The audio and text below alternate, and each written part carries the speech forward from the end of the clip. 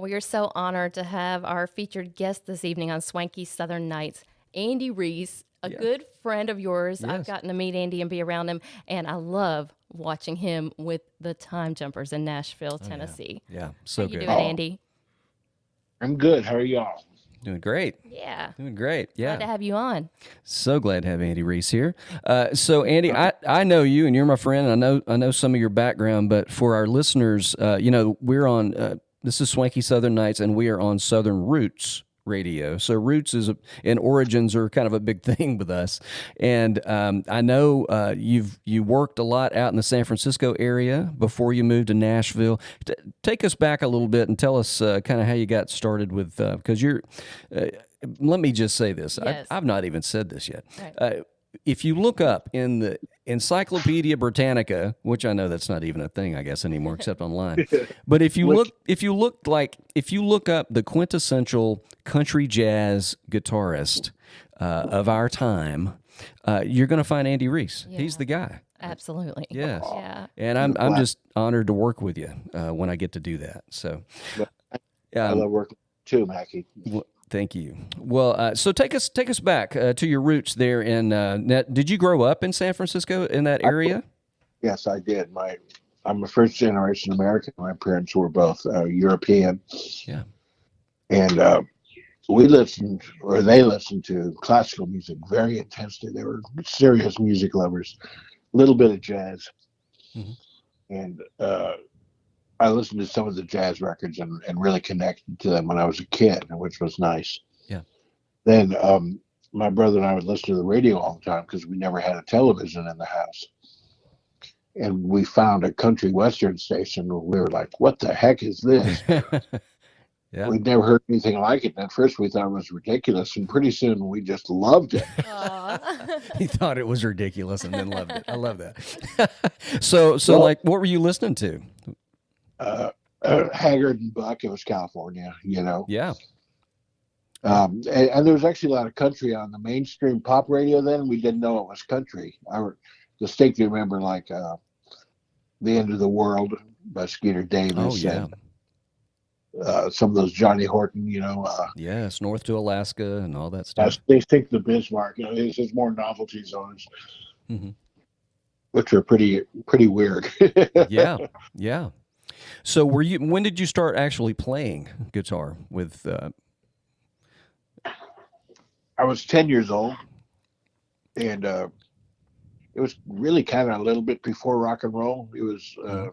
early 60s. I Mhm. guess rock and roll was happening, but not in my world. Yeah. Kind of great folk scare was still happening. A lot of my parents' friends played guitar, Yeah. not well.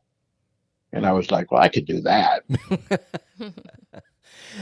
So you were playing with folks that had been doing this a while anyway, or at least people who were a little more mature than you were, and so you were able to learn from them, is what you're saying, and listen to, and you were probably playing with all the stuff that you were listening to as well, or beginning to, right? Yeah, I mean, I more played just by myself at home when I was just beginning. But yeah, all Yeah. the stuff I was listening to, which I've always been a musical omnivore. So at that point, it was jazz and country. Yeah. And then my brother brought home a BB King record, which changed my worldview Yes. completely. Yes. Well, we opened our show tonight with a BB King song because I've heard you say that before, and of course, you know I love BB and being a Memphis boy. So we opened our show with his version of Willie's Nightlife, live from the Oh, Apollo. brother, that's incredible. Yes. Mhm. Yes. So good. That's So one of that's interesting. So basically, jazz and country, and then obviously the King of the Blues.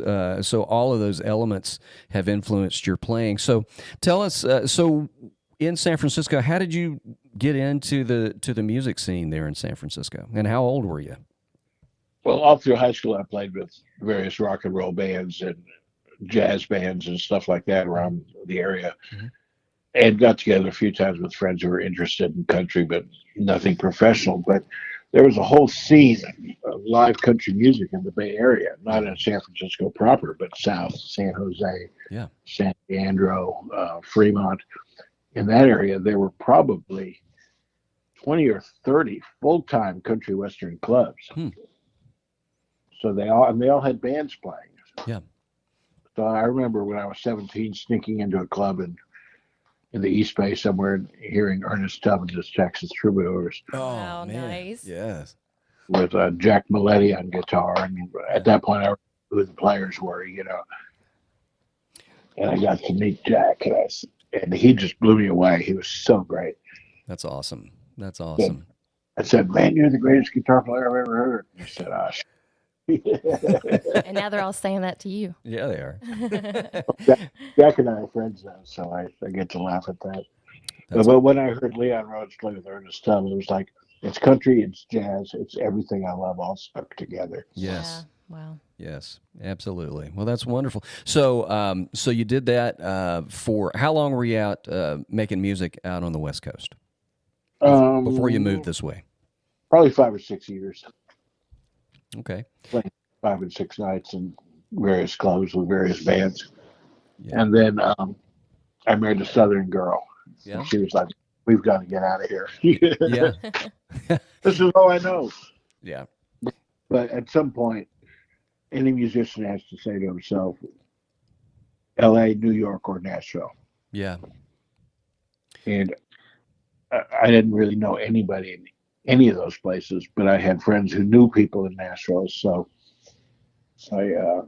we tried Nashville, and my wife was a Southern belle, so that was the choice for her. Yeah.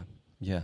And what a Yeah. and what a great community Nashville music was, and I'm really glad I made that choice. yeah, In retrospect, you know, it was a great place to raise my kids sure, who are adults now, and sure. the marriage last. But you know, we had a lot of good years, and Hmm.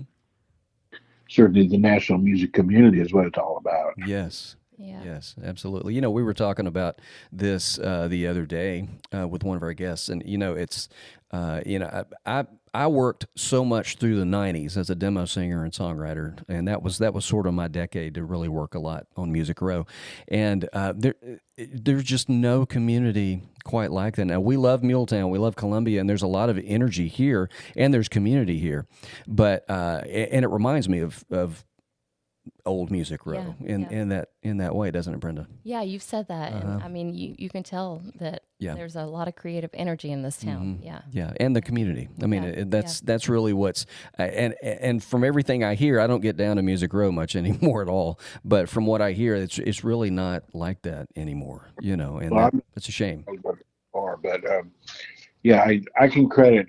There's a great guitar player named Bill Hullett, and we were both hanging around at Pete Drake's studio all the time, Oh yeah, and I kept trying to blow him away, and he just hit me to the fact that no, we don't blow each other away.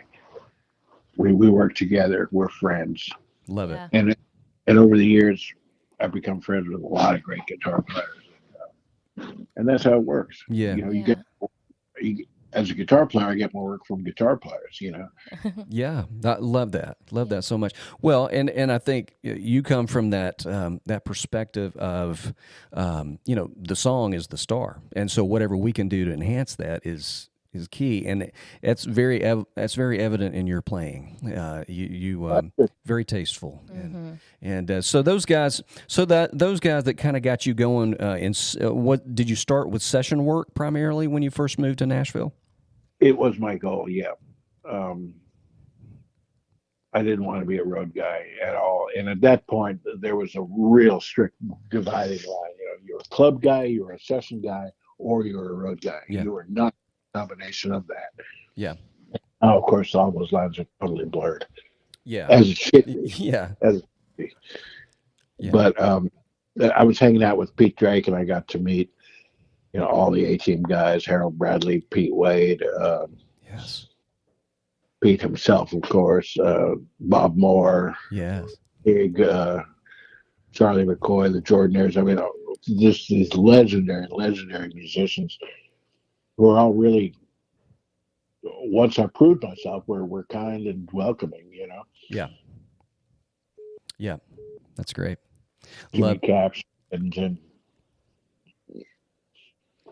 yeah. Well, and just so many great legendary players that, you know, really some of the architects of country music. That's for sure.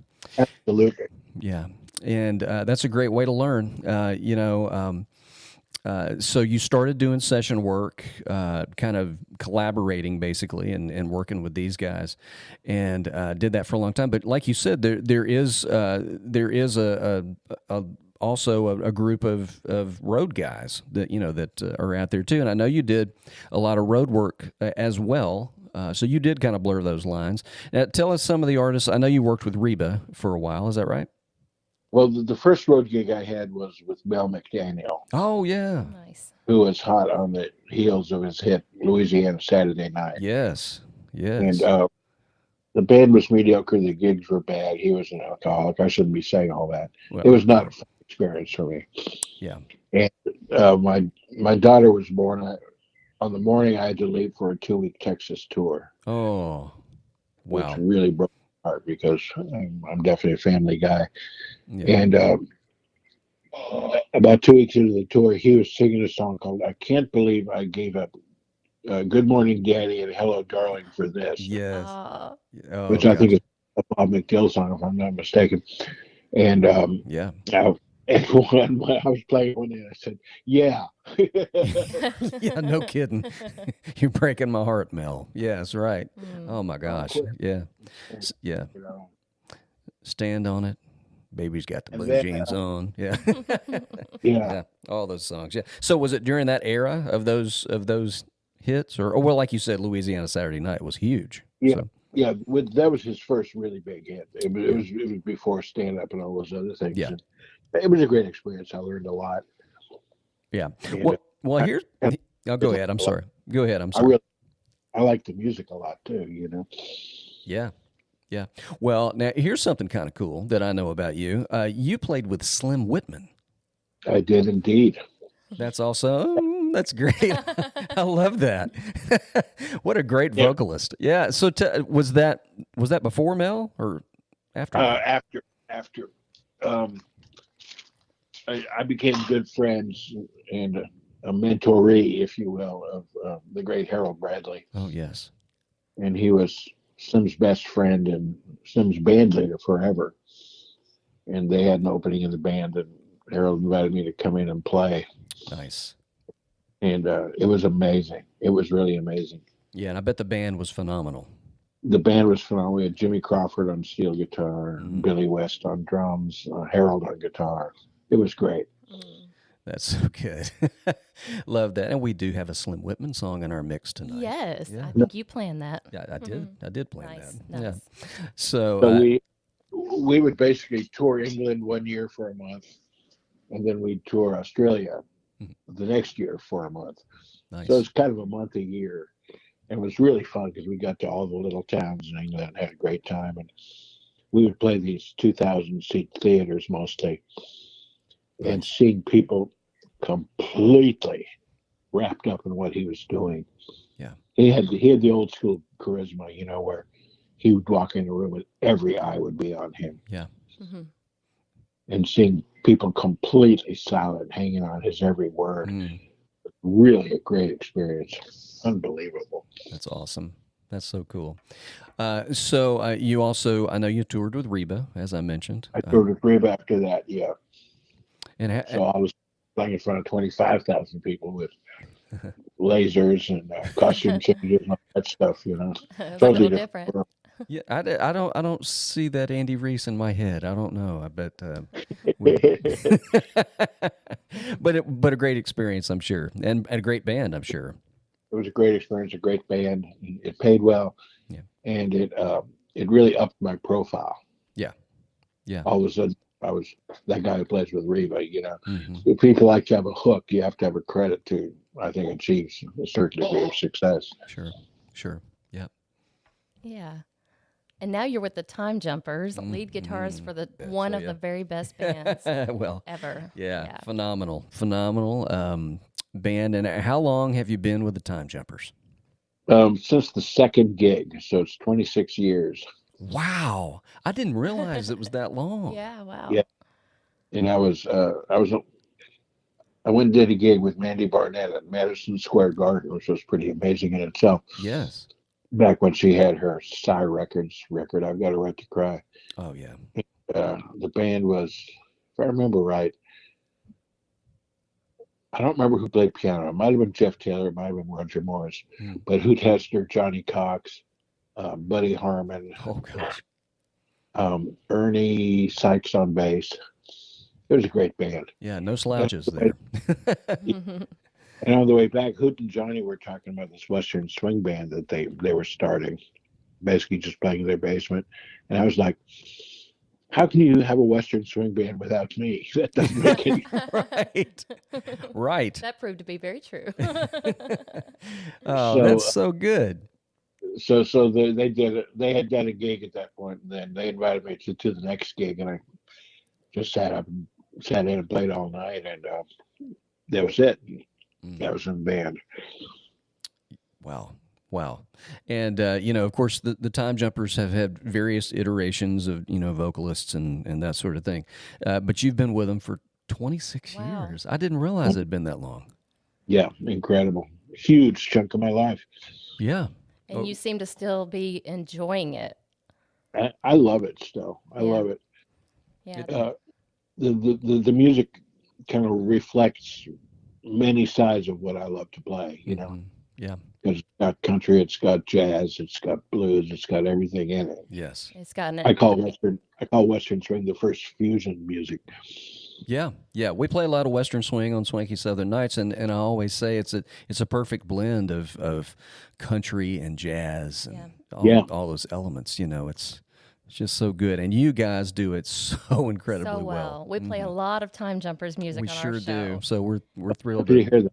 including stomping at the station. That's right. Ah, Now you wrote that, right? I wrote that in the shower one day. Don't give us any more details on that, but that's great.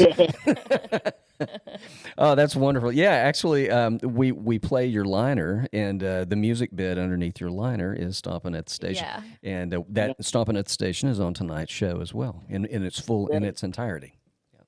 Awesome. Yeah, that's a long song, a lot of solos in that. Yes. Yeah. So But well done. but the band has been through a lot of iterations, and our latest is Joe Spivey and Justin Branham on fiddles, So good. They're so good. Yeah. Chris Walters on piano, Hmm. Eddie Dunlap on steel guitar. I'm playing electric, of course. Ranger Doug on acoustic, Billy Thomas on drums and vocals, and Brad Albert on bass. And we have a whole new, fresh energy we hadn't had in a long time. And you didn't even mention Wendy Moten. Well, how can I forget Wendy? And such a great vocalist, and Yes. speaking of charisma, I mean, just so good. She's awesome. Wendy is pretty much the most perfect singer I've ever met. She's amazing. Yes. Yes. Her range is insane. Like I played a jazz show with her one time, and we did "Bye Bye Blackbird." Mm. She sang it in F. Wow. Perfectly neutral, just great. With the Time Jumpers, she sings it in D. Wow. That's a switch. That's great. Yeah, I mean, it could hardly be more opposite, right? Right. Yeah. Right. Wow. That's so good. The first time I got to see Andy Reiss play live, he was dressed up like my favorite cartoon character, Fred Flintstone, with the Time Jumpers. Really? Yeah, it sure was. I have no shame. That's awesome. Well, the Time Jumpers have a lot of fun, and everybody that goes to the Time Jumpers shows has a blast because, like Andy and we've said many times, the music is just incomparable. It's amazing, and it's just a terrific band. And you guys are at Third and Lindsley every Monday night in Nashville. Is this correct? We usually take off a little bit at Christmas time, but yeah, every Monday. Yeah, that's great. And if somebody wants to come to the show, what's the best way for them to come to a Time Jumper show on a Monday night? You can get tickets at thirdandlindsley.com. Very Awesome. good. Thirdandlindsley.com. Love it. And it's well worth anything you pay for those tickets because it's so good. They fill the place up every Monday night. Hmm. And So it's good. just a great show. We do well. Well, thank you, Andy, for being a guest on Swanky Southern Nights. You know I love you, and your playing is just phenomenal, and we're just thrilled to have you. Yes. It's my honor. Thank you, guys. Yeah. Thank you, Andy. Thank you, Andy Reiss. Happy Swanky South. I love it.